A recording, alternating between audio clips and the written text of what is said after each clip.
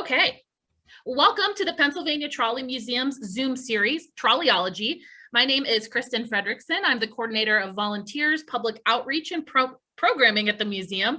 Thanks so much for joining us today for another program in our 2021 Trolleyology series. Welcome back to everyone who has joined us before for previous programs. These virtual programs feature Pennsylvania transit history topics and stories about our collection or the trolley era that you can experience from the comfort of your home. And we plan to continue these programs regularly. So if you have a show that you are interested in presenting, something about our streetcars or the trolley era, cities where our streetcars come from, please reach out to me at assistant@patrolley.org, which you can find on your confirmation or reminder email for tonight's program. I can also share a link to our website, our Trolleyology page in a few minutes in the chat box, so you can click on there and find my email there as well.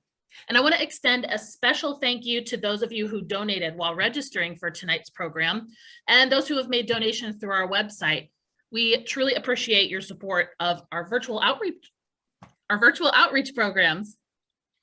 Okay, so for those of you who are new to the Pennsylvania Trolley Museum, we were established in 1954 as the Arden Electric Railway by a group of trolley enthusiasts called the Pittsburgh Electric Railway Club. And the museum opened to visitors in 1963 and is located along the route of the trolley line between Pittsburgh and Washington, PA.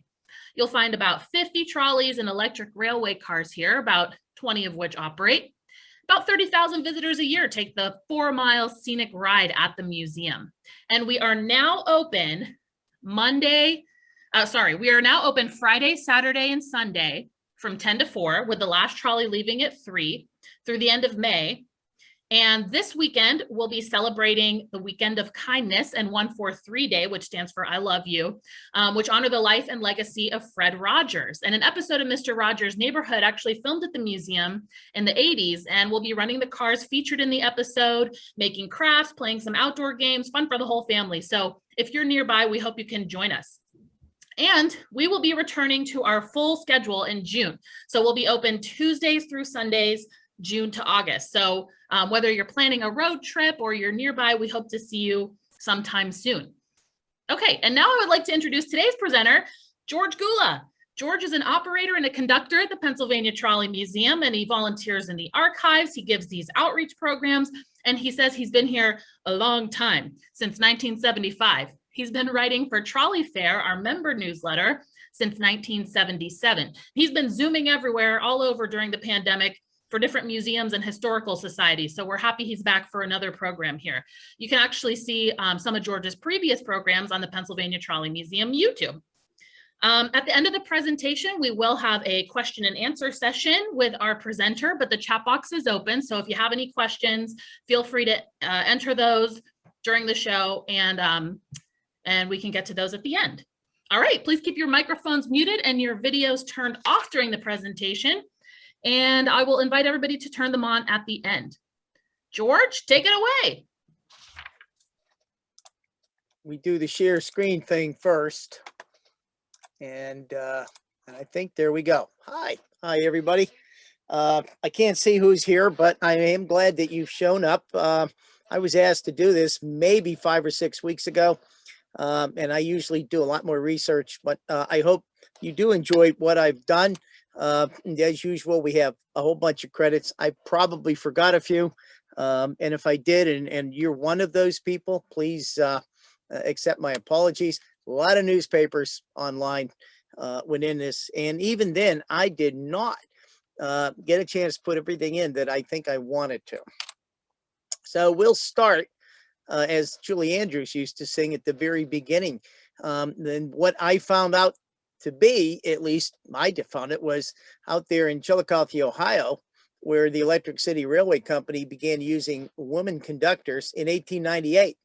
I think that's a lot farther back than any of you, and me too, really realized that. And what was happening was, it's a small company. It was probably a much smaller city than it is today. And they were having difficulty in collecting the fares. They were using what was called the New York system, in which people were supposed to be honest and put their fares in, but nope, they weren't doing that. And they didn't want to hire a second man because that is a lot more money than this company could afford to do. Superintendent Joseph P. Myers suggested hiring women. They could take the fares. They would become cashiers also in the stores department, and they would work for less than half of a man's wages. And they advertised those wages at $4 a week. They had uniforms, and they really took pride in their work. And the company saw that they were collecting every nickel, and the receipts really went up within a month or so by 30%. It's quite a bit. I just found this article on South American conductors. It was from the San Bernardino County paper on Sunday, 1912. I thought it was just interesting because not only were they running cars in South America, but the uniform was kind of interesting. The white, waist and skirt and apron. And I think I can give you a couple more seconds to read that. 1912 is again very, very early on, especially for how we perceive this. This I thought was funny. It comes from a Buffalo Courier. The article on the left is talking about the success of the women in Chillicothe. And as you can see, when you read through there, the revenues have increased 30%. Well, the guy on the right, the article is about a guy on the right who wandered in from New York City and saw them and basically said that they would never work in New York. And he said, I guess they haven't learned yet how to graft. So I guess not much has changed between then and now in New York. That's going to come back to haunt him. I'm going to have to ask Joe Bosch if he knows anything about this. I found this in 1912, the Philadelphia Rapid Transit. They took two of their ticket sellers. So women were already cashiers. Since 1907 on the Market Street L, they had served as cashiers, and they trained them to become conductors on the then new nearsides that were operating on the 12th and 16th Street line, which I think, I don't know, maybe Route 2. And they were very happy with their performance.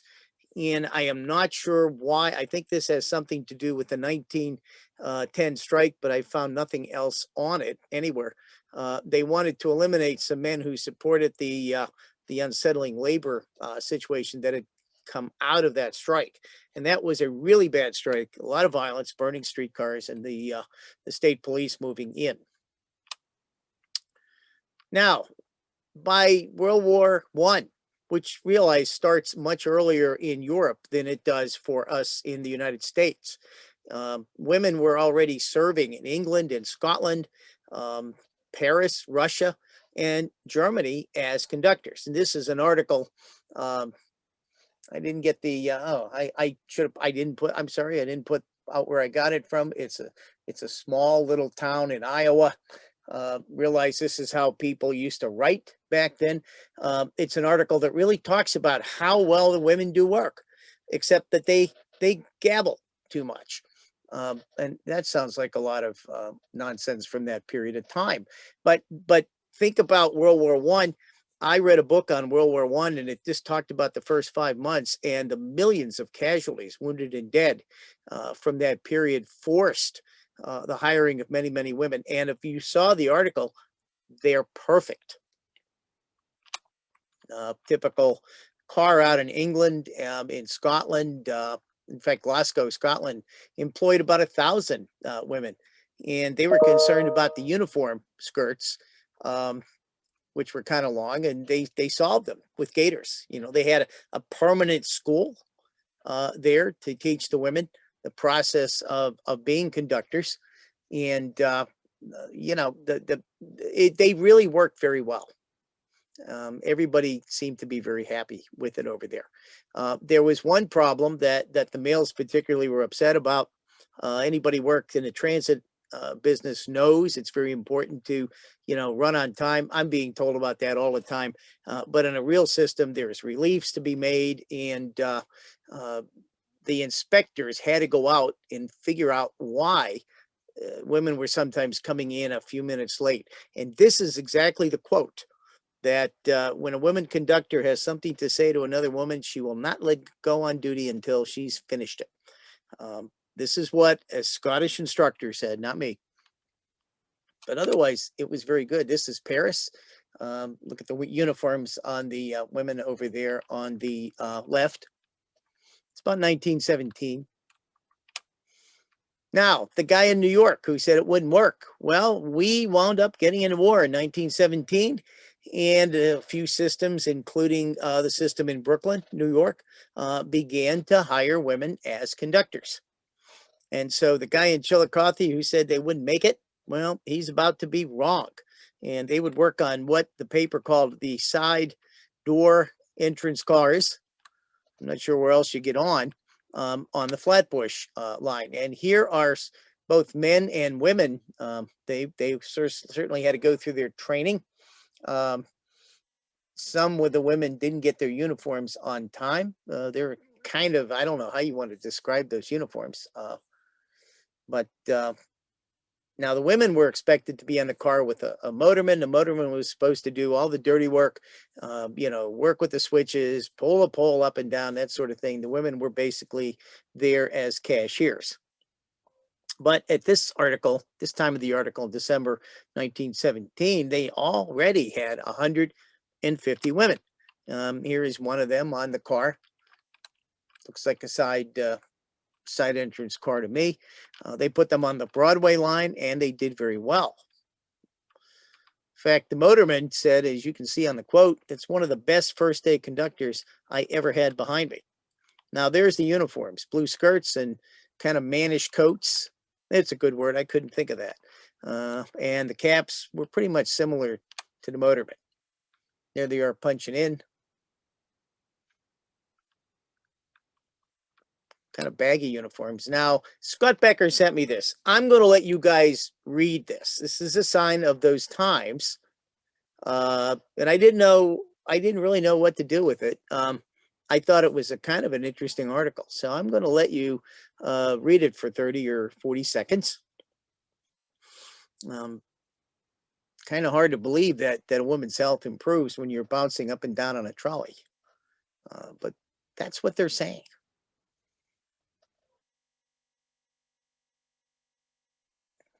I wondered if it was because they were finally getting paid well and were able to get better food.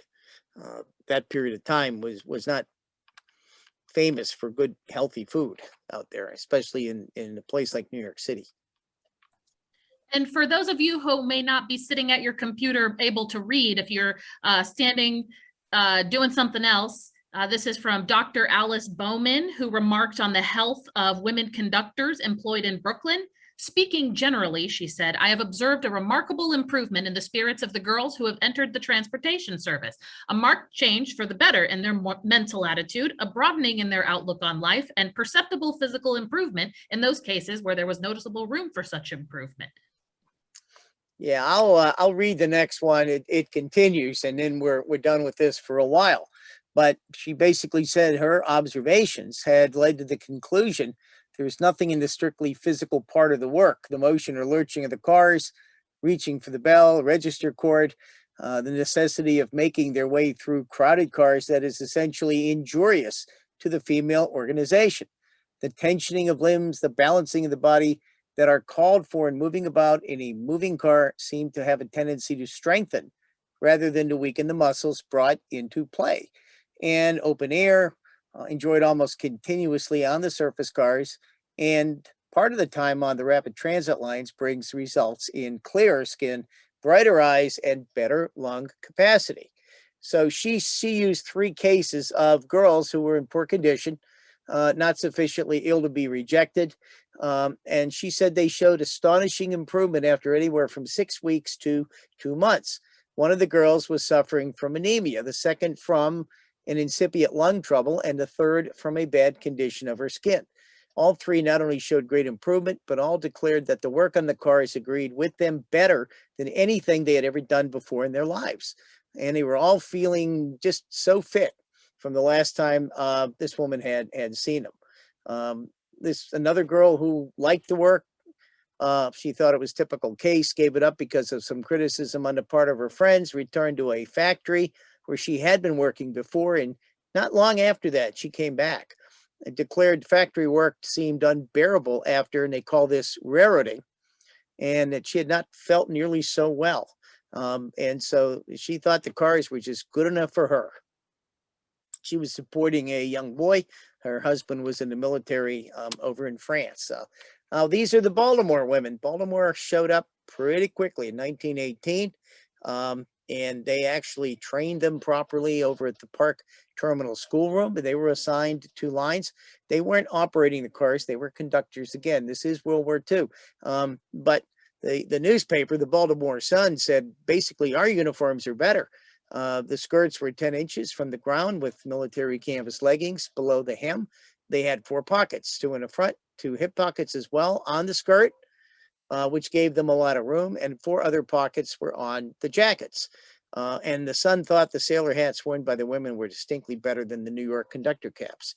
They were an adaptation of the black mushroom worn by the female bus drivers in London. And the front of the hat sported a nickel badge, which was an indication of a conductor. Now, go down to the left, and there's the Amalgamate Association of Street and Electric Railway Employees, who stated openly it wasn't the time yet, and streetcars are no place for women.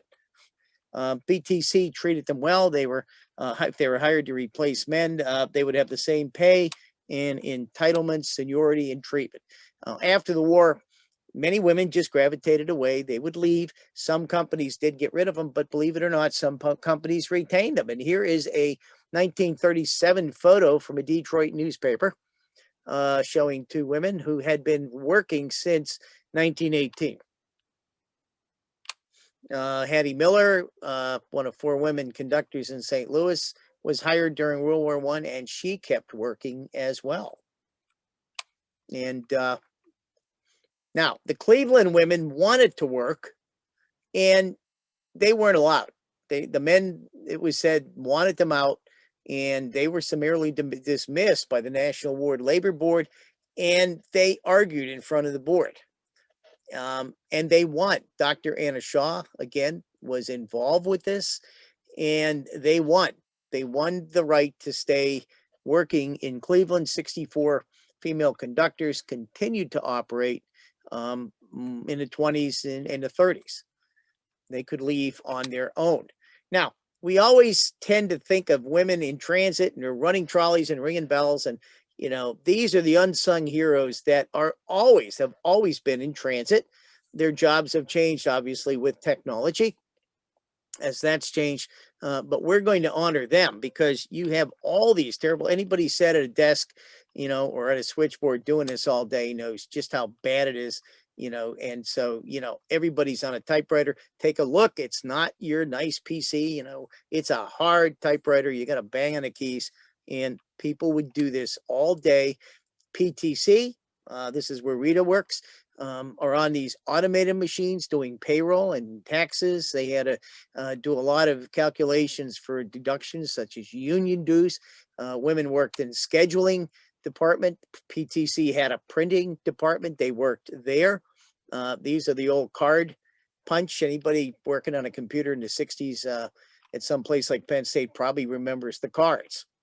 And God help you if they all fell. Here was a lady, Mary Thomas, working on that. Now, the typical secretary did this kind of work, usually under the supervisor in this period of time in the 20s, the 30s, before of a man. And yeah, lots of filing. I need this many file cabinets at home. I don't have them. And even in licensing, this is a 1948 shot, you know, and the trolleys didn't need licenses, neither did the trackless trolleys, but the buses did. And so stenographers and other women had to deal with all of this, all the paperwork associated with getting the proper licenses on the vehicles. Now, we'll move, that was the 20s, that was the 30s, and we're going to move into the war. The Second World War. It's been going on again for 2 or 3 years in Europe. This is Washington, D.C., and there are some contemplative people, President Merrill from the D.C. Capitol Transit, anticipating that there's probably going to be a war, and we'll probably be in it, and we're going to lose a lot of guys. So they actually had a couple of women in fall of 1942 operating as a test crew. And they actually found out that they would probably be best working on the new PCCs. They're easy to handle, and we know they can run them. It was also deliberated how long they should work, and they determined that they should work 2.5 hours at a stretch. Plan called for them to be assigned to the PCCs to work split shifts. You could see the 5 to 6 hours a day, 6 days a week. And they would start anywhere from 6 to 6:30 to 9 or 9:30 and pull out again from the barn from 2 to 3:30 and work no later than about 7:30. They would assign women who already knew how to drive to the buses. Others would go to the streetcars. Wages would be the same for men. And by December of 1942, it was an acute manpower shortage. Now, it's been discussed openly. I have some articles that one of the reasons they hired women, because DC is really basically a southern town, even if it's a district and not a state. And they were averse to hiring any black male operators on the cars. And this would be a situation that would be rectified during the PTC strike of 1944. Here's a crew. They're now running the cars. It's a first female crew. Edna Cobb is the conductor and Bessie Allison. And they're taking a car out on the 14th Street. Now, Superintendent Henshaw noticed they seem to get along so well. We'll try it again. But that won't be permanent because they might start talking and forget about their work. That obviously never really happened in many of the systems. Women did far better than any of the male employees. In fact, Mrs. Cobb replied that to Mr. Henshaw that she had never heard so much gossip in her life since she had been working here, and it all comes from the men. So there's the requirements on the bottom.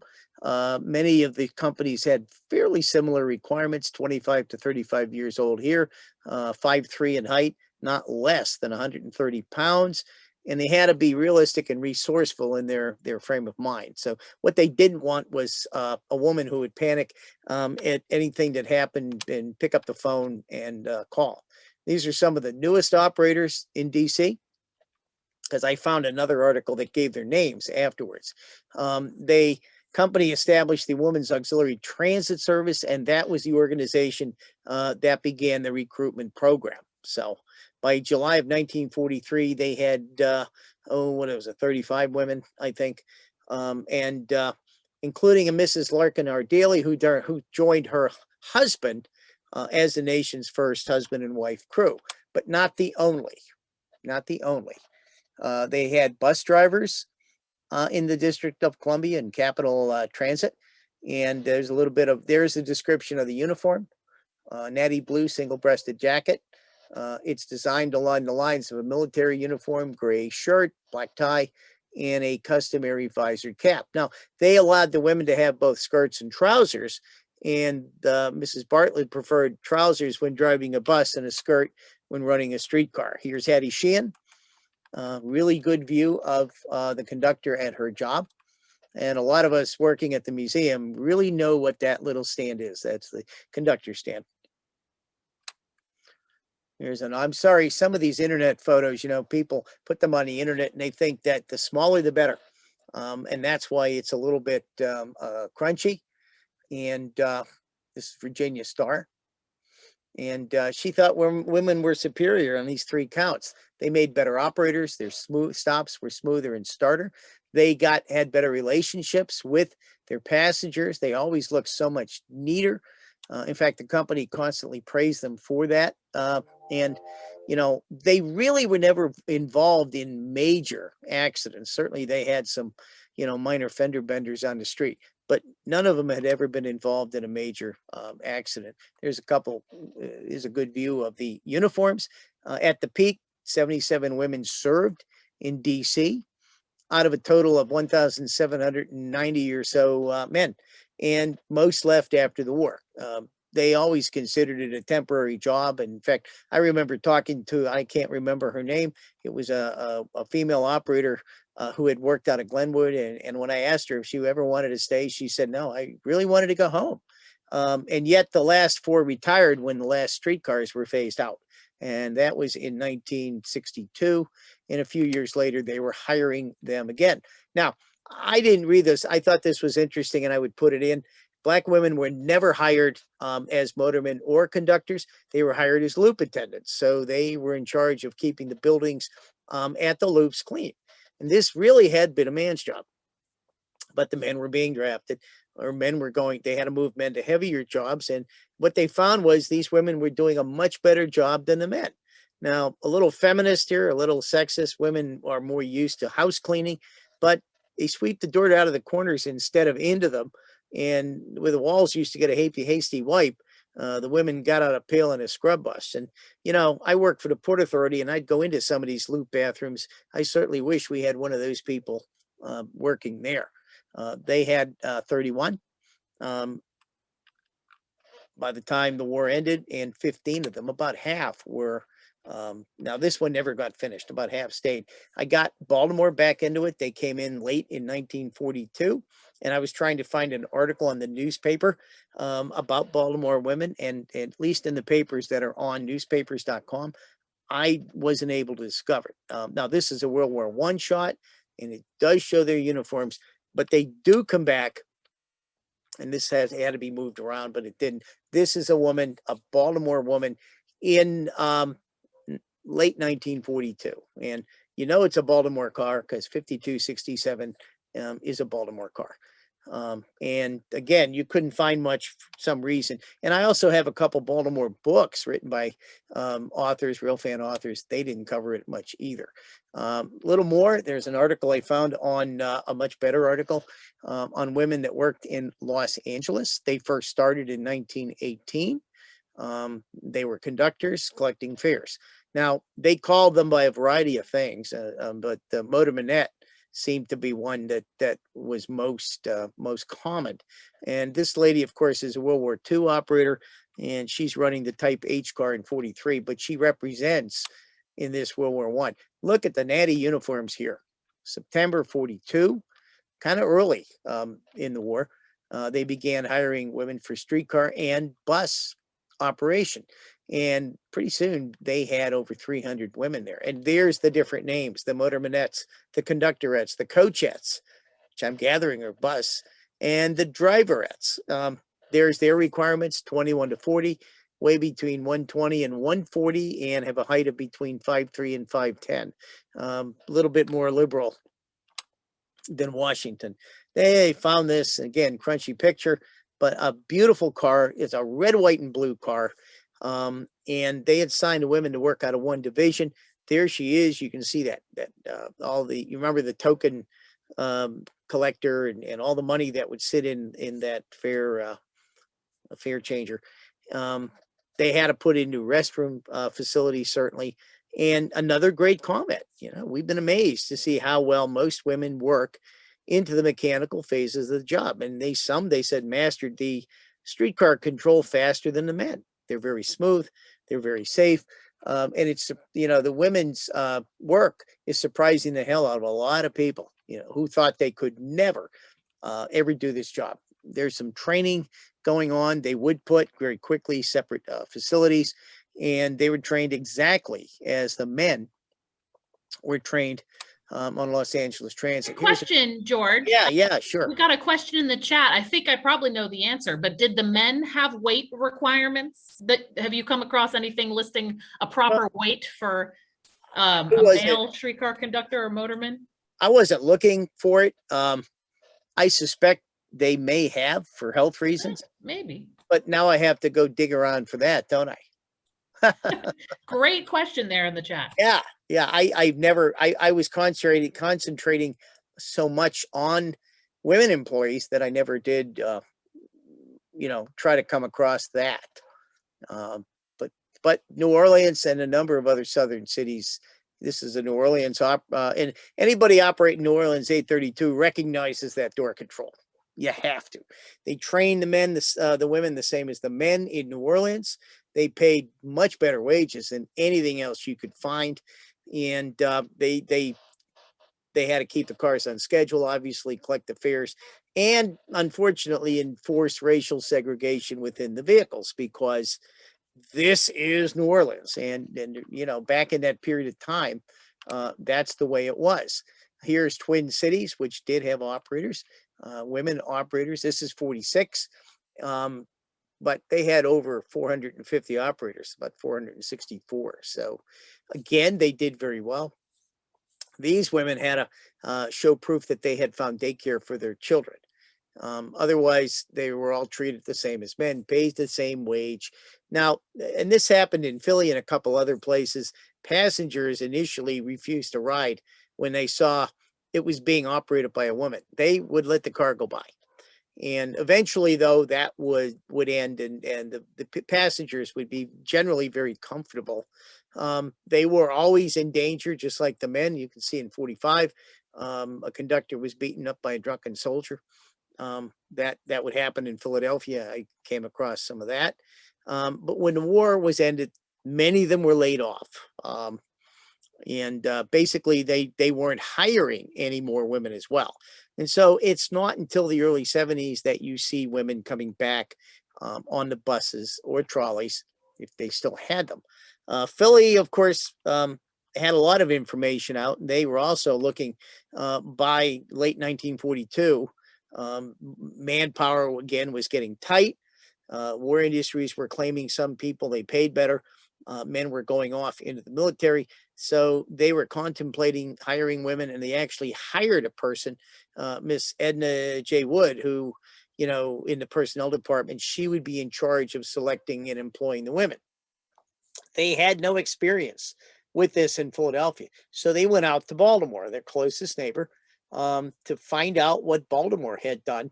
And Baltimore, of course, had experience in the World War I. They would look at those protocols, modify them to fit the city of Philadelphia's quirks, and continue to change them as their own experience entered into the picture. They were advertising by 1943 to get women. That would be the year they would start.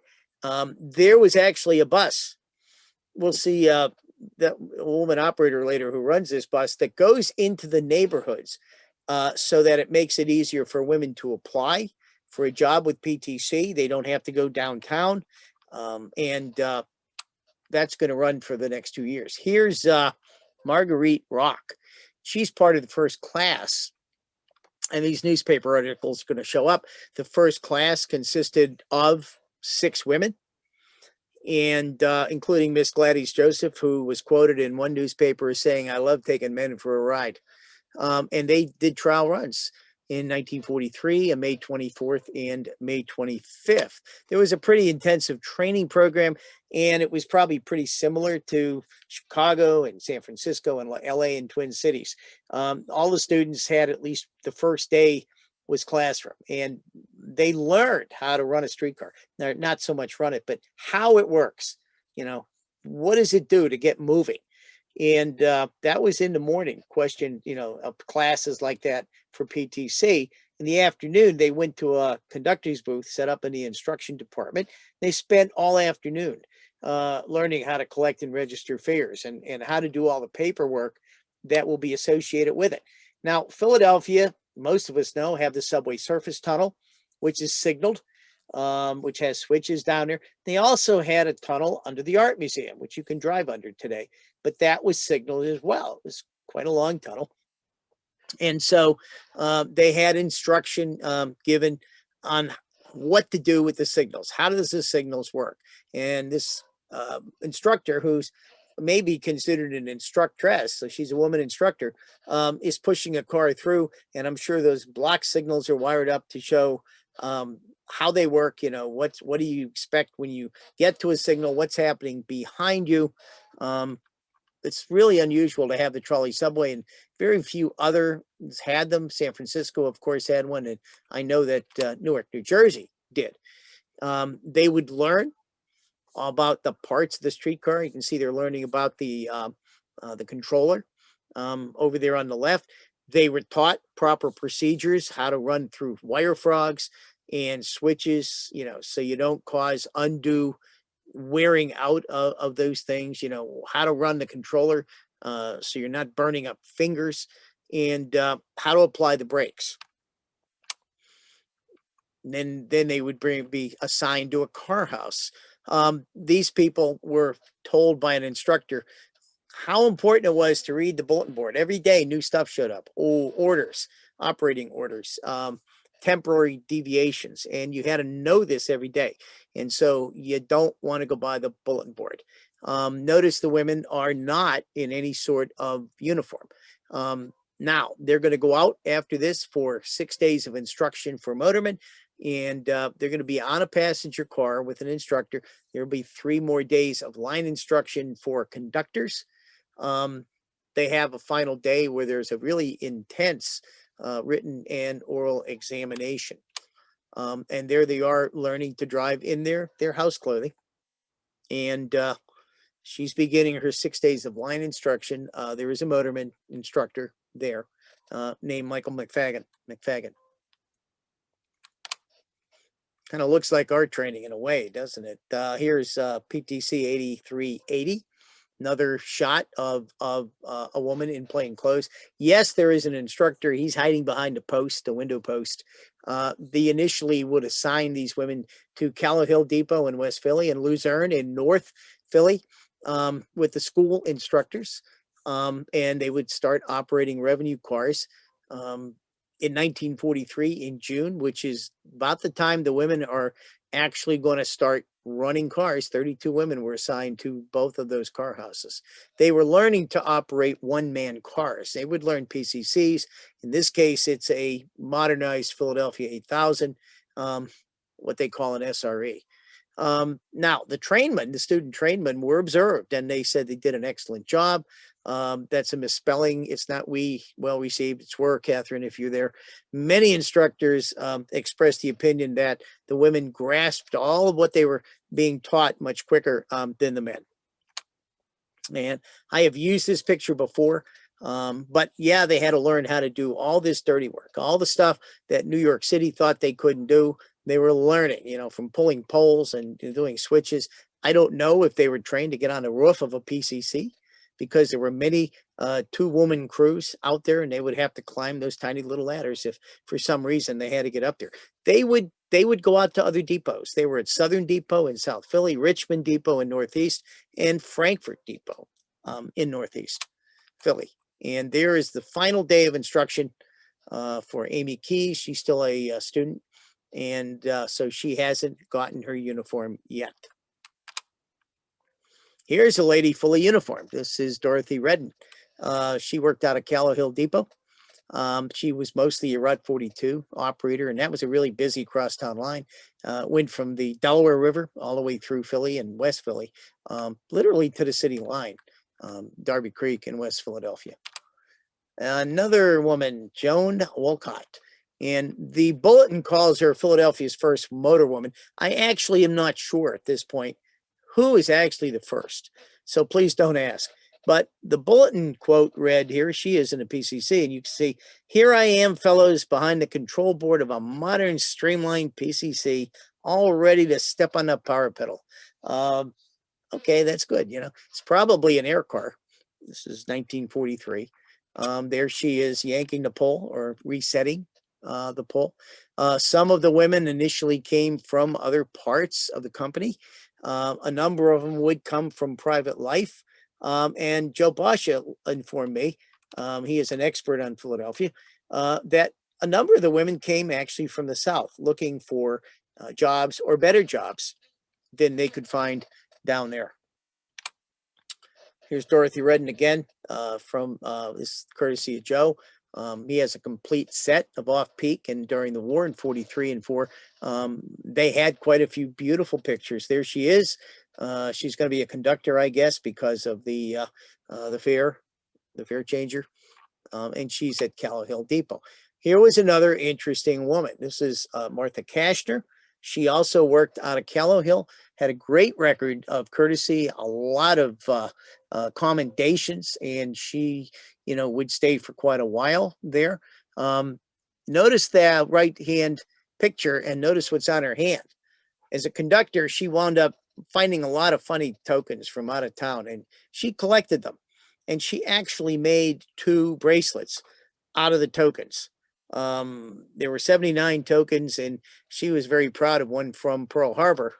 And another woman actually in the company actually also made a bracelet. Now, she was very unique. She decorated some of her car outside and some inside. Here it is in 1947. She's still working. And unlike Gary Mason, who could decorate the whole car with lights and music and electronic and get that car assigned to him every day, Martha would not know which car she was getting. She would have to put these decorations. There were evergreens and poinsettias and candy canes, and she said she put sleigh bells on the pull cord. She would have to decorate every day and then take it down afterwards. And this, of course, is her in her conductor boot. Supposedly, she asked her motorman to please dress as Santa, and he really didn't want to do that. But he did help her decorate the car, and he actually paid for about half of what she bought to put in the car. Very interesting lady. Here's some of the other ones, and you can see their uniforms. There's their cap. The woman on the left, Marguerite Waddell, has her badge on a kepi. They also had special patches designed only for the women that were put on their shoulder, and they're over at Frankfurt Depot in Northeast Philly. Here's a character, Helen Cotillo, who would stay for quite a while. Helen would remain till her retirement near 1970. I don't have the year. She would end her working career remaining on streetcars at Luzerne Depot. This lady was a great volunteer for some of the activities like this war chest. She achieved lasting fame in 1954. She stumped the panel on What's My Line. Some of you might be old enough to remember that show. And nobody could guess that she was a streetcar operator. She also, working as long as she did, had a terrible accident over at Old York and Erie, south of Luzerne Car House. 1957, when another car, went through an open switch and banged into her 56 car, Route 56 car head on. They were both St. Louis cars, and they were cars bought from St. Louis that were noted for lousy braking. They were never right, even after rebuilding, and they were not very popular. But she did eventually recover from very severe injuries, and went on to do that. Now, she also, and I don't know, hoping you can see, I'm looking for my mouse here. Where is my mouse? I need to show you guys this. My mouse, your mouse, but that's okay. You can. My mouse wants to misbehave. Okay. Well, Helen Cotillo was a very young operator, and she was working out of Luzerne at that time. And she was told by her dispatcher, I guess with heavy crowds, to get another car, get a PCC, and get up to Ron and Looney, which is Fox Chase Loop, which you can see in the upper right, and go and run a Fox Chase car from east to west. And she really said, really not well qualified on that route. The dispatcher's answer was, because this is wartime, just follow your leader. So she got up there and her leader left. You look at that track, it's going to come down Oxford Avenue, down Rising Sun. Now, if you see Olney Avenue, it's over to the center. The track hasn't yet been built, but there would be a switch by World War II to take you onto Olney Avenue, where you'll get to Shelton Avenue, and then down into you'll see a little track around Pulaski and Rittenhouse, and there was a loop there at that time. You could turn single-ended cars by that time. This map was clearer than some of the other ones and small enough that I could scan it. Well, you get the idea if you've seen those. And she starts following her leader. And as you could probably imagine, traffic got heavy. She would have to stop, load the car, and she started to lag behind.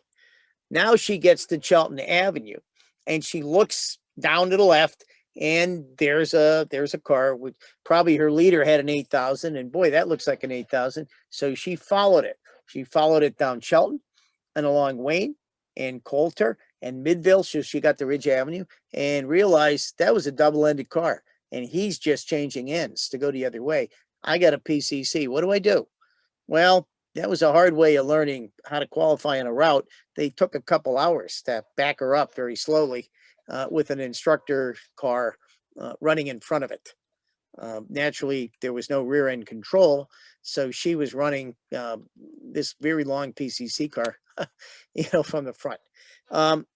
Pittsburgh, Philadelphia, most of the companies would have to provide separate restroom facilities and a separate cruise room, which the women dolled up a bit here, at least in Philadelphia. They certainly did that.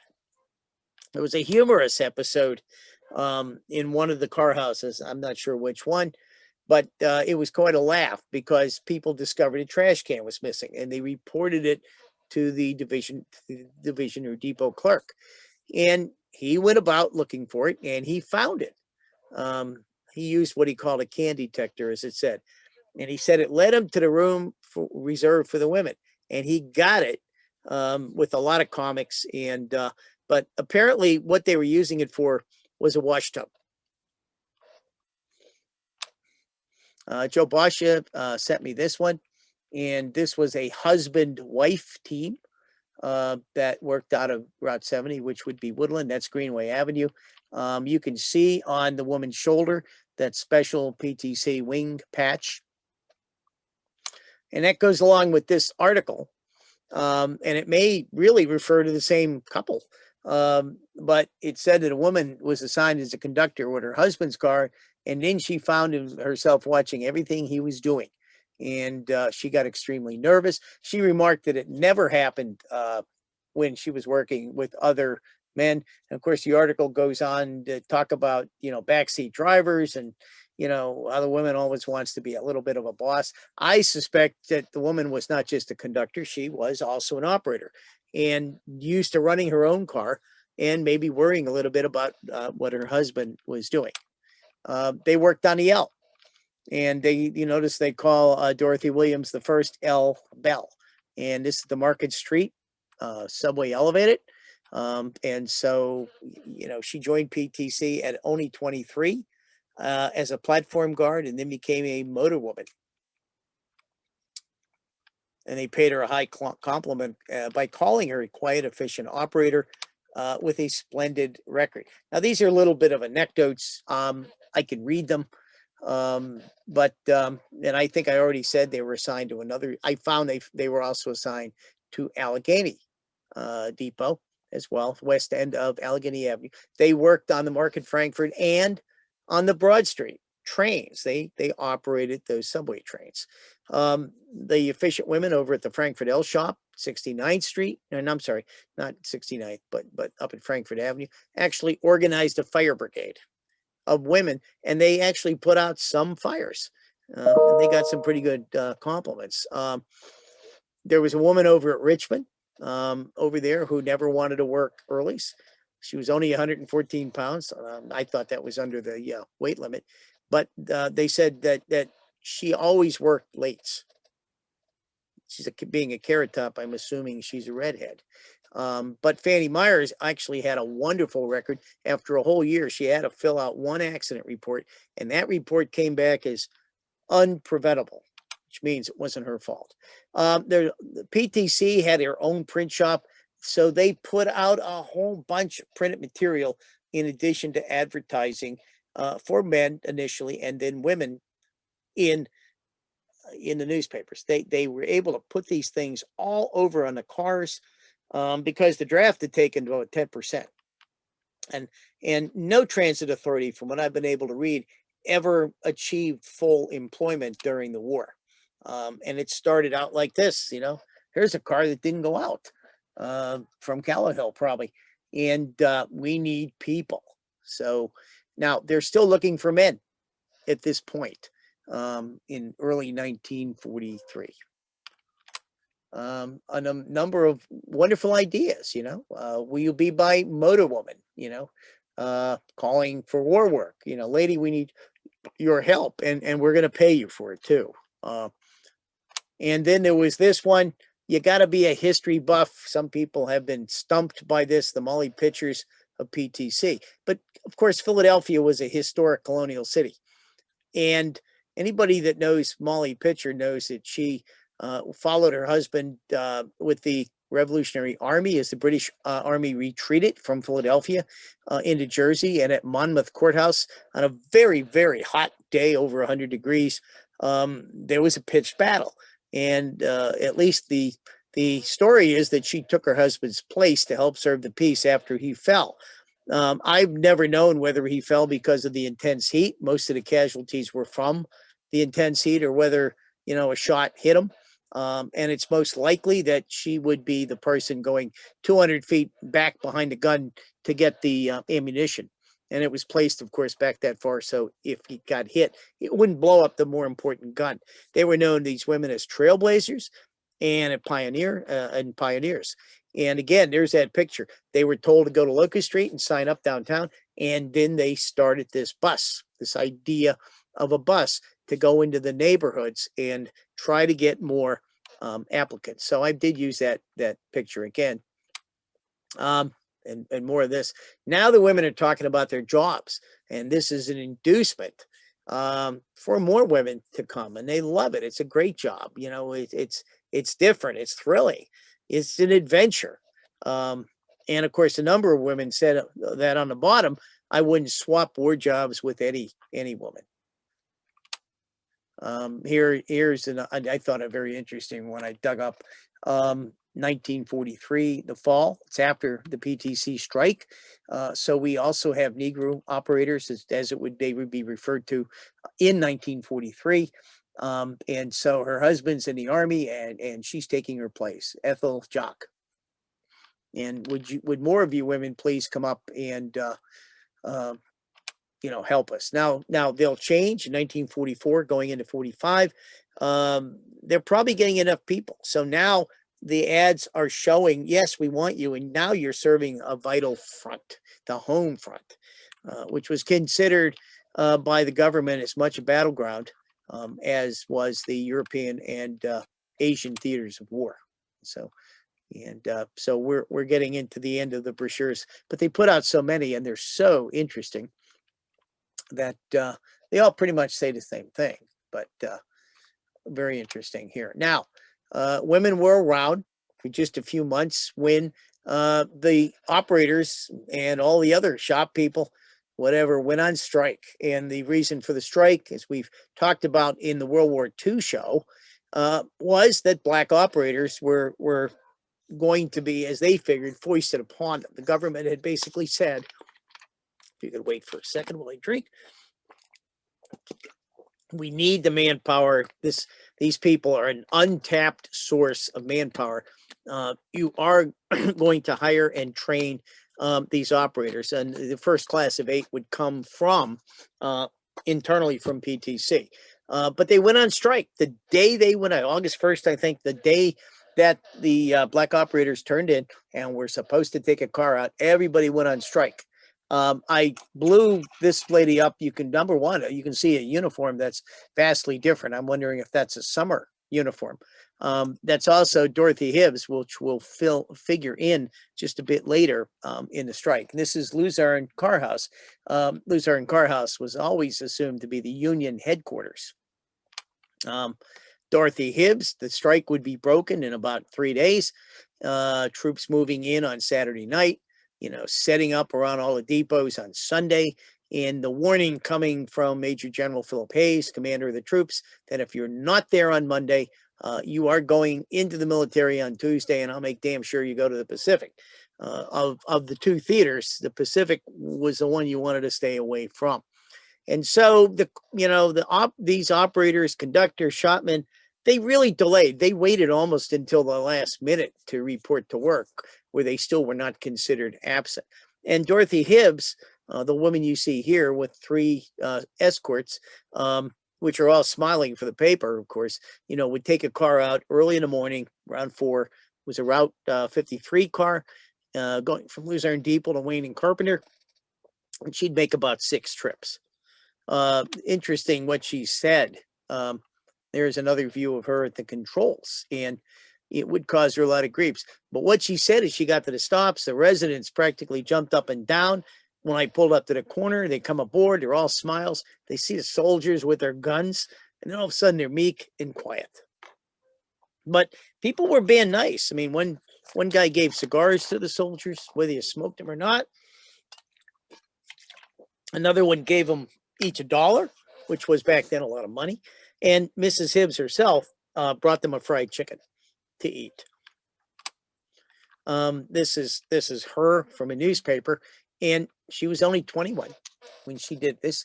And what wound up happening, she found herself the subject of threats from fellow workers, and that included fellow women operators. She, like all the women, had low seniority, and she complained that she'd report to work, she didn't have a shift, and she'd have to go home. And the Army investigated, and their conclusion was that because we're here and we got guns, nobody is being absent. The absenteeism was probably the lowest that Philadelphia had ever seen. And what that meant was the extra operators, of which Dorothy was one, didn't have any work to do, and they would send them and a number of other people home daily. But she was given a release by the Army and a referral to a new job at the War Manpower Commission. So she was taken care of. Now, this is not a ooh la la picture, but it does come from the off-peak where they talk a lot about the employees. So we're looking at Miss Nellie Stockton. I thought it was interesting because it said she operated a drill press. Wow, a shop woman. And she's not operating right now. But then I found this actually today. And if you look at the picture on the top and you count from the back, the second woman operating that drill press is Nellie Stockton. And these are the women who are in Kensington shop doing really hard work that men never thought they could do. And they're fixing air brakes, and they're fixing compressors, and they're running drill presses and punches, as you can see here. And air brake department, they're fixing controllers. I mean, they're doing all this. Here's somebody who's stripping an armature of its traction motors. There were other jobs out there. There were a number of downtown area parking lots that PTC created so it could store its buses between rush hours. Here is one of the official watchers.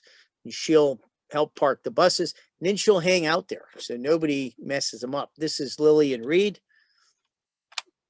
Oiler, Ethel Clemens was a truck oiler. And she oiled safety gates, journal boxes, and kingpin pans, and she greased pinions and motor gears and whatnot. So, you know, here's another great dirty job that women were performing, and I'm sure there was more than one of her. This lady was kind of interesting, a famous, first time I ever heard that name, but she was cashier number one. She began on the Market Frankfurt L when the subway portion of the system, when the elevated subway portion opened in 1907. And she had been there for 36 years in 1943. What not only does it honor all the cashiers that we know they would have, but to go back to 1907 when the Market Frankfurt L, or at that point the Market subway elevator just opened, and realized they were hiring women then as cashiers. Here's the cashier instructor. A woman was a cashier instructor. And the pictures I've seen showed the cashiers not always in a uniform. Most of the time they seem to be, at least back then, in civilian clothes. Thelma Johnson was a woman porter. They had always employed men in the subways, Broad Street and Market Street. Not only was she a black woman, but the first woman to be a porter. And again, wonderful compliments on the work that this woman did. Here are the loaders, the ones that say, watch the doors. They don't have white gloves like they have in Tokyo. They're not jamming them in, but they are certainly helping. They would load cars. They would stand along the platform. And as the doors opened and people started to board, they were in there packing them in as best they can. You know, watch the doors was a natural common slogan. Here's a few more. These people are on the Market L. The other ones were on the Broad Street line, but these women were on the L. And then we had station women who you know worked with the public at the stations, well uniformed, as you can see, PTC badge. Here was some of the girls at Cumberland, as they say. The interesting thing about this picture, and I think the two in the middle, are probably car cleaners. Almost everywhere, even back in the 20s and 30s and World War I, women were hired as car and later bus cleaners.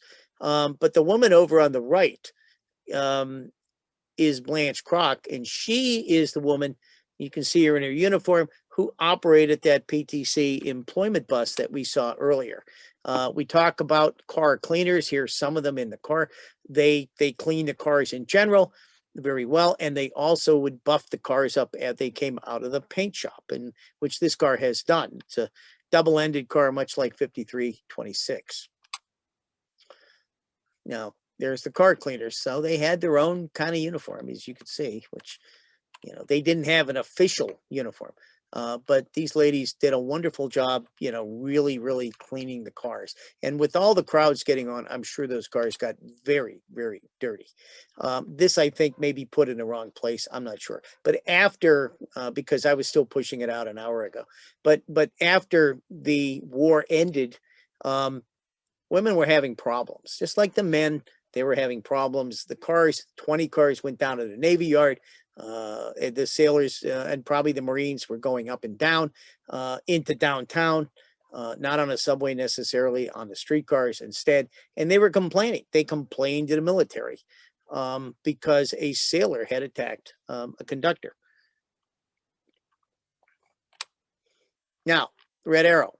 Okay. Some of us might think that's Laura Wells. Sure looks like Laura Wells, who's an active volunteer at our museum. But Red Arrow was the system west of there, the smaller system run by the Taylors that was very ill prepared coming out of the Depression to, you know, to deal with this. The ridership in 1 year increased 50%. They didn't have enough cars. They didn't have enough men. They bought 3 cars from the PTC. Unfortunately, they had junked about 15 Senator cars a year or two before. But look at the rise in those passengers. You know, 30% in 1 year in 1943. It reached 41.7 million. And by 43, they realized with the draft calls and all, they would have to start hiring women. There is the, I don't know what the color. I've never seen a color Red Arrow uniform, but there it is. There they are. There's one of the cars, 21, is one of the cars they purchased from the Philadelphia, at that point, transportation company. And there they are without their jackets. I don't know where they are, but I do know that the picture on the right is at the Ardmore Terminal off Lancaster Avenue in Ardmore, PA. They were issued uniforms and they got some training.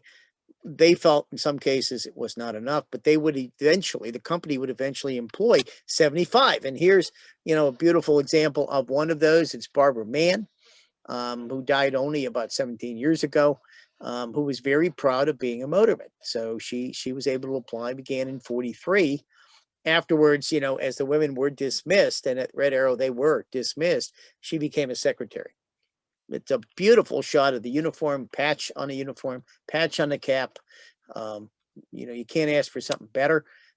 This shot did appear in the Red Arrow book. It's a shot from a Philadelphia Bulletin.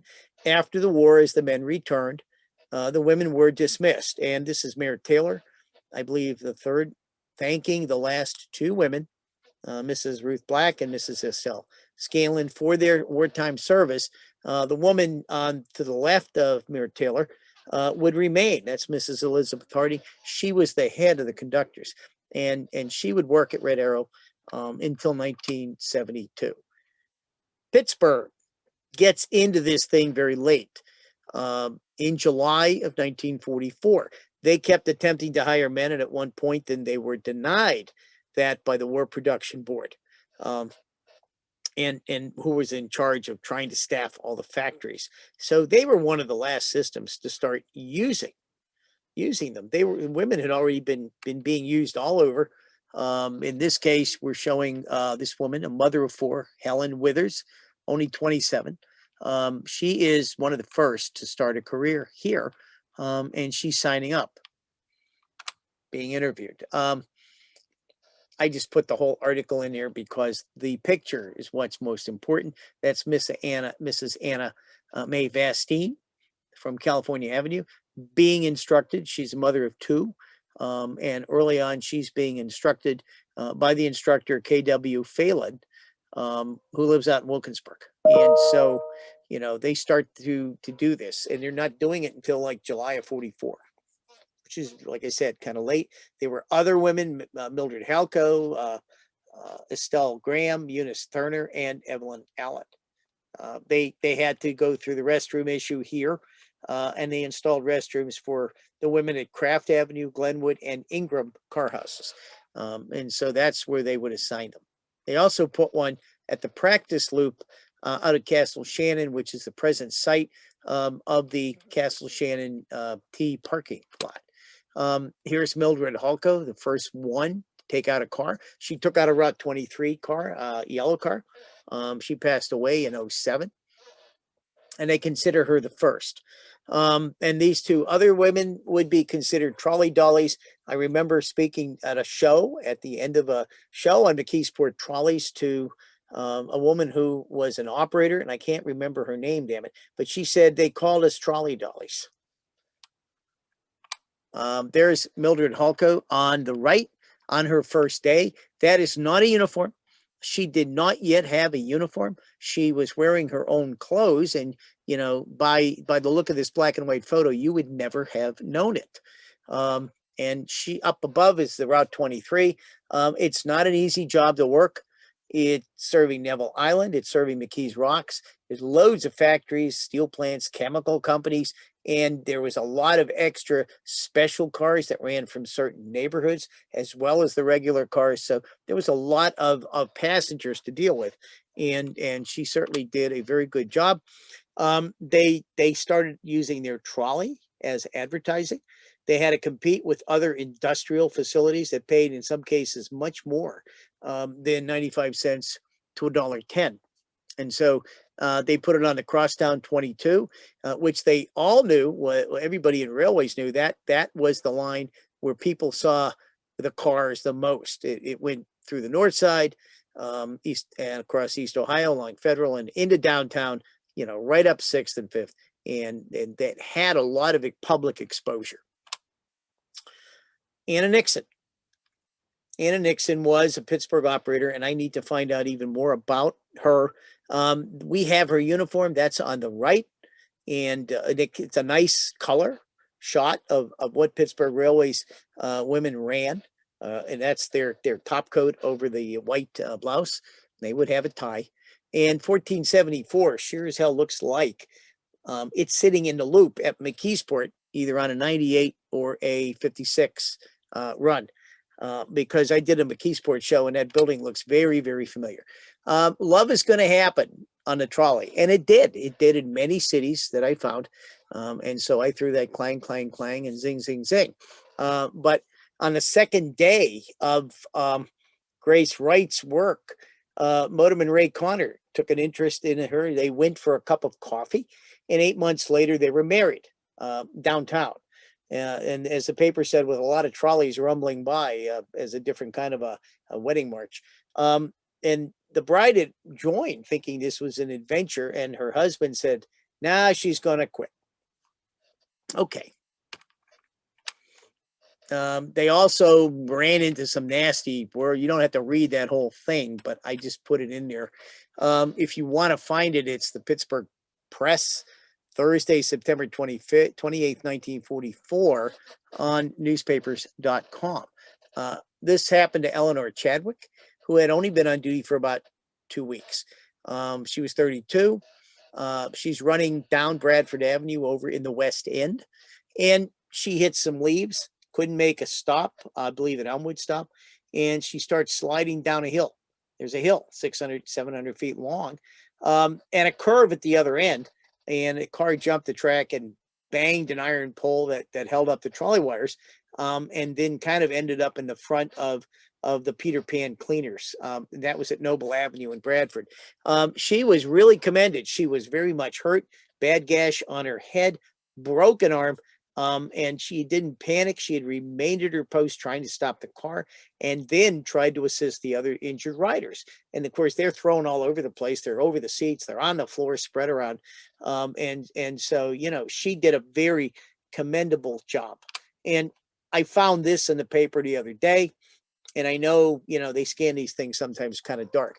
But if you look at the middle picture, and look at the arrow, you're going to see that hill going down, and there she is trying to make the turn, and then she bangs her yellow car into this pole right there in the bottom. You'll see that, and then on top is a scene of the general chaos.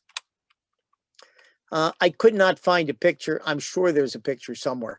The women were subject, as the men were, to threats. Passengers were hostile. There was a murder on Route 37 one night. And there was also a kidnapping.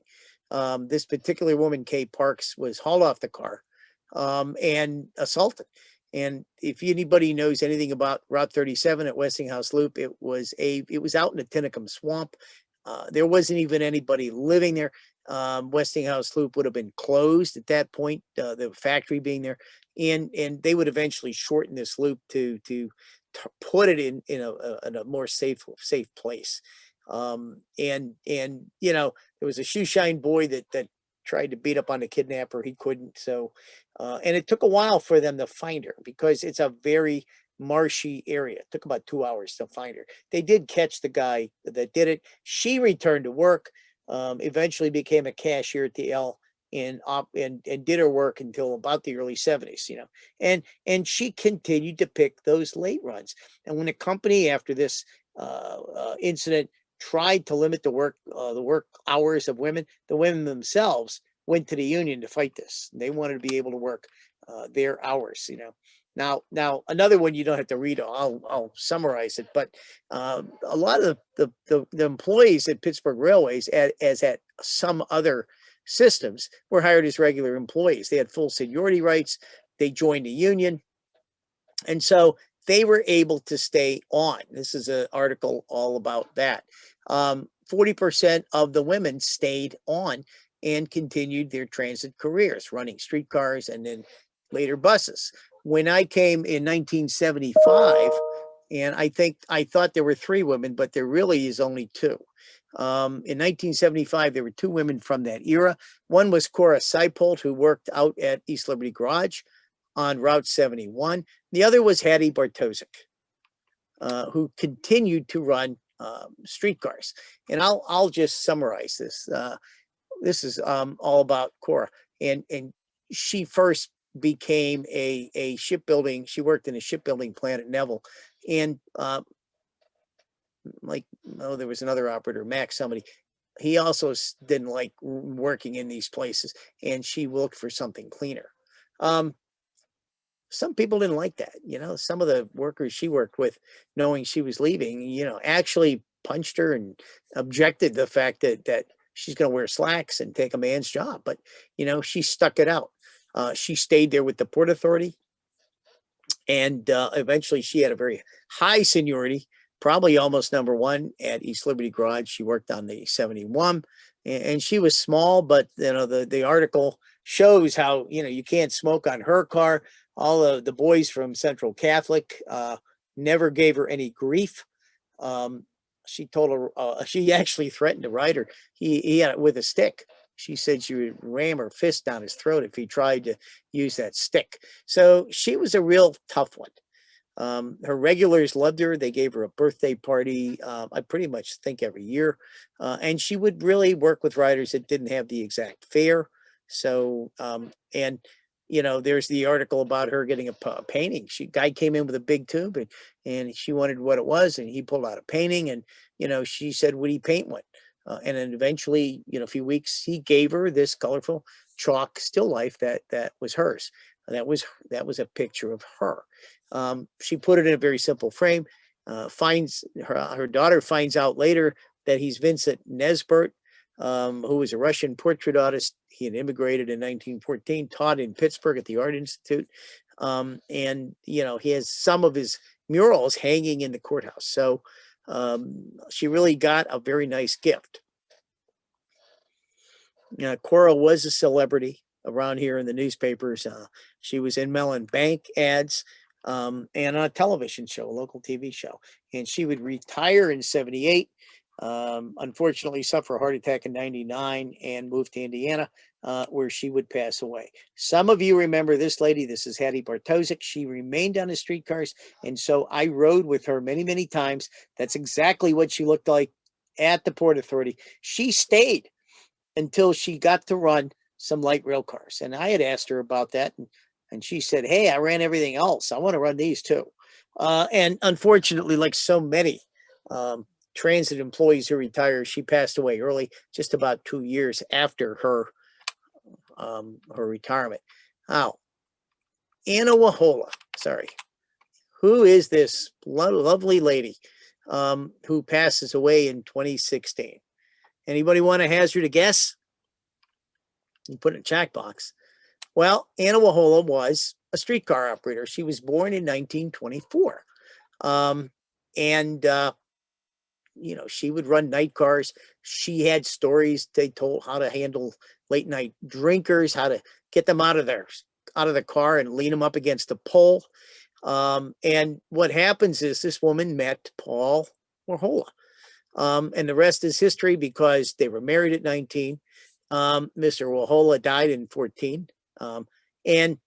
What happened was that Mr. Wahola's brother was the father of Andy Warhol. Not a Pittsburgh person, but a very famous person, Maya Angelou, who was a poet and author. I think she just recently passed away, civil rights activist. She died at the age of 86. But she told a story to Oprah Winfrey about how she wanted to become a San Francisco cable car operator. She loved the uniforms, and that's the job she wanted. And the way she did that was to go to the office and apply. And of course, she was told thanks, but no thanks. And her mother advised her to stage what was called a sit-in. I mean, so for 2 weeks, she would go to the office, sometimes before the secretaries got there, with a large book tome, sometimes written by Russian authors. Finally, about 2 weeks later, a guy comes out of the office and says, "Come here. And why do you want this job?" Well, she said, "I like the uniforms and I like people." And so she got the job. This would have been about 44. It was a summer job. She did say she would have to leave to go back to school. Frisco's not so sure if she was the very first person, even though their records are very, very sketchy. But they do compliment her incredible story, their perseverance and determination, and especially when she was 16. I know who this people is. Some of you don't. I worked for this wonderful woman, Laurie Andrews, who I remember she began her career at the Port Authority somewhere about 80, and began in the planning department. By the time she retired to start her own transit consulting business, she had risen to Pat's highest post ever occupied by a woman up to that time. She was the chief operating officer, and she's still very active in transit. She is still active with our museum, and she is a valuable resource in financial planning, in future planning. She apparently is doing a lot of things, and that is her on one of the Port Authority buses. We can see where the back seats are coming up higher. This was one of the low floor buses. It's going to change even more after Laurie left. A few years later, a woman named Catherine Kellerman came in, and she became the CEO of the Port Authority in 2018, and she still holds that post. She had held other top-ranking posts at several other transit systems, and so now she is in charge of 700 buses, 80 vehicles, a whole bunch of men, over 1,300 people who work for the Port Authority, and she oversees everything, capital and operating budgets. She builds partnerships in the area to get cooperation from local business and government. She manages all the projects and delegates very effectively to other people. And finally, across the state, the next transit system. We have, of course, two large transit systems, Pittsburgh and Philly. And I've just mentioned Pittsburgh being run by a woman. Well, guess what happened in Philadelphia? In 2019, Leslie Richards became SEPTA's new general manager. She had been Tom Wolf's Secretary of Transportation, PennDOT Secretary. She had 2 decades of transportation project and planning experience, and they grabbed her at SEPTA to replace Jeffrey Nupel. And she oversees 9,500 people and all the aspects of the operation. SEPTA's big. It's the 6th largest public transit operation. It has trolleys, trolley buses, subways, and elevators, and a very effective dial-a-ride system. And so with that, now we've come a long way from women in the office, typing, from women cleaning cars, all the way up to, women running entire transit authorities. And I'm sure it's going to get, it's going to stay and get even better. That's about it for me. I don't know if I answered all your questions, and I know I have some little typos that I have to go back and fix, but I will stay for any questions that I can answer or any comments. Thanks for coming. I do appreciate it. And I'll turn it back to Kristen. Wonderful. Thank you so much, George. That was awesome. I love how you ended it with modern day, present day leaders, women leaders in transit. So that was really neat. We'll get to questions in just a second, but before we do, I want to let everybody know what's coming up virtually here at the museum. We'll keep these up about monthly for now, and maybe we'll have some more again in the fall. And June 1st, we'll have shoes, snack foods, and streetcars, the electric railways of Hanover, PA. And then George will be back in July with the Laurel line, Scranton to Wilkes-Barre. Wilkes-Barre. Okay, I've heard people say it all different ways. So I know, but most of them are wrong. It's Barra. Okay, and then in August, we'll have a pretty fun show from Jack Demian, who presented back in January about P.N. Jones. He's going to do a presentation called Carline Adventures, which is kind of a compilation of funny stories and interesting things that he's found while kind of exploring newspaper websites. So that's what's coming up shortly. And again, if you have a program that you would like to share, please get in touch. It's really fun to keep in touch with our members and volunteers and viewers, both near and far, through these programs. Thank you guys so much for coming today. Your donation of any amount will support our mission. Thank you again to those who donated during the registration process for this program. We really, really appreciate it. And at this point, you can either type some questions into the chat, or we can all unmute ourselves. We can also turn on our videos here. I'm going to, in just a second, make it so we can all unmute ourselves. Hey, Kristen, can I say something? Yeah, go ahead. The last 3 pictures of Lori and the 2 women CEOs of SEPTA and Pat actually wasn't my idea. I was so busy looking up World War II until Scott Becker called me this morning. And he thought that was a great idea. I guess the idea may have come to him. So I do want to credit Scott with bringing that idea to me. And it was a wonderful idea. And I think it was a perfect ending to watch the progress of women as they've gone through the years in public transit. Excellent. And everyone should be allowed to unmute themselves if they'd like to ask a question or make any comments. We're getting some nice comments in the chat here. George, this is Scott. Thank you for Hi, how you doing? Thank you for your thanks. And I just want to say with Lori Andrews, she's actually leading our strategic planning effort at the Trolley Museum. So not only was she leading people at Port Authority, but she's helping us here at the museum. You mentioned you wanted to know more about Anna Nixon, and I had the pleasure of interviewing her for an oral history project, and we're actually playing a CD of part of that interview at the museum this month as part of Women's History Month. And so it was really fascinating, and her memory was very sharp. Unfortunately, she had passed away. Her daughter actually visited the museum last Saturday to see the exhibit. And a couple quick stories.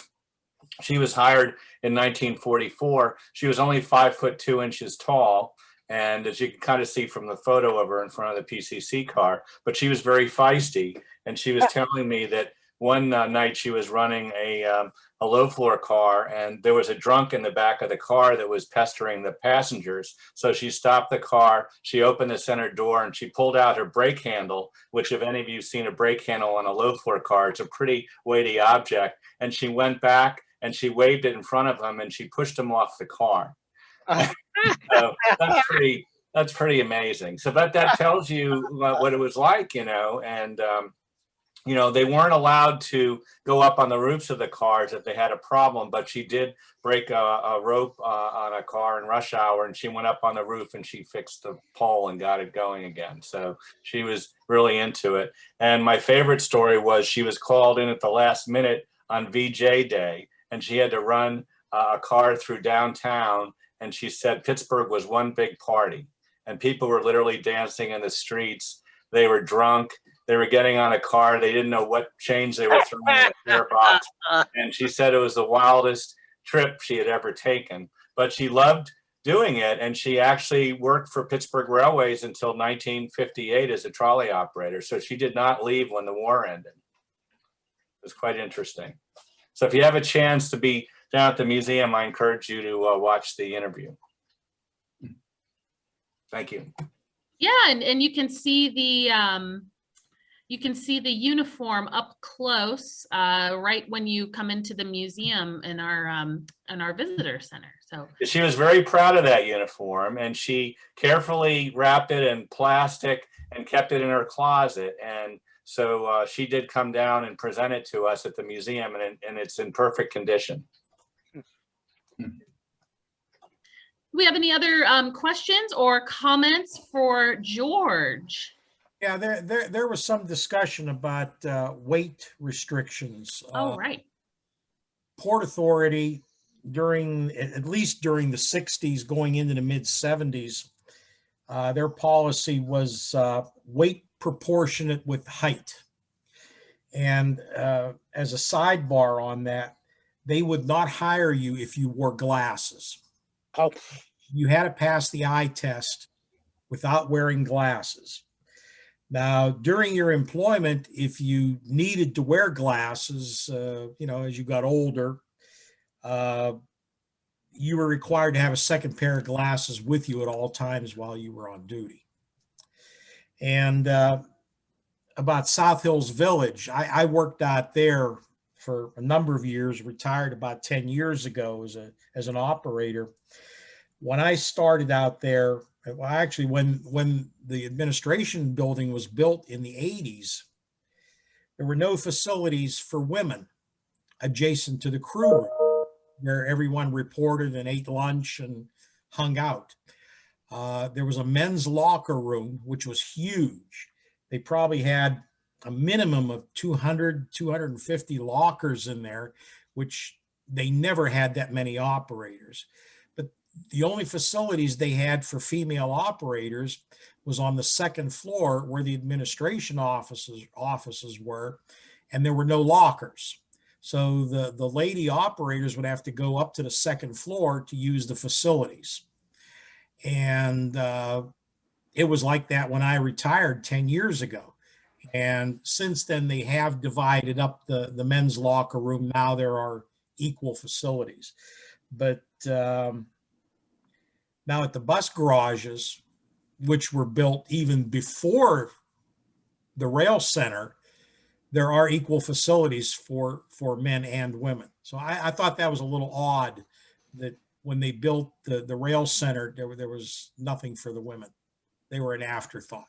Maybe they didn't think women were going to operate light rail cars, trolleys.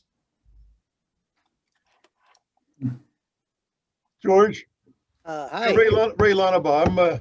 You mentioned the loop at the 37 loop at Westinghouse, and of course it became the 36. I'm watching the program a stone's throw from where that loop was. I do remember you talked about the incident that happened there. I remember when they were cars with pullouts in the morning, and if it was a woman motorman, it would be another car staying close with her, coming out with her. But I remember the gal who used to switch the cars, actually put them away at night too. at 49th and Woodland. And she, all the switches were manual. So she went around with the track iron and she'd wrap the bottom of the car to let the operator know to back the car in. She was a tough old gal. Watching her was really a show. Switching cars around. But I wouldn't want to mess with her because I think she'd wrap that track iron around your head. She was a tough gal.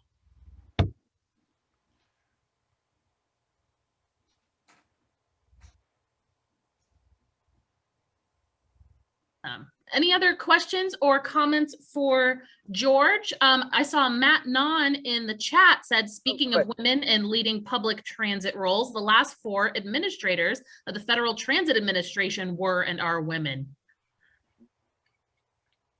Yeah, and thank you, Matt. You're a contributor to this as well. You know, he provided some information in that beautiful picture of the red arrow operator.